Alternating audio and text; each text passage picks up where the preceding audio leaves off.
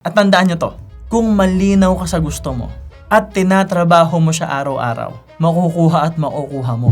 So kung hindi mo pa nakukuha yung gusto mo hanggang ngayon, may kulang sa dalawa. Baka hindi ka sure kung ano gusto mo or hindi ka talaga tumatrabaho araw-araw. That's it! Hindi mo dapat pinapahirap. A lot of people, masyado nilang pinapahirap. Sir, araw-araw ko naman ginagawa eh. Kung araw-araw mong ginagawa, dapat nag-i-improve ka rin. Yan lang naman yung kailangan mo. Dapat malinaw sa'yo gusto mo, uma-action ka, and of course, it's just common sense na habang nagtitake ka ng action, i-improve mo yung actions mo. You will eventually get there. Now, here's the reality. After getting what you want, so achieving what you want doesn't mean everything's solved.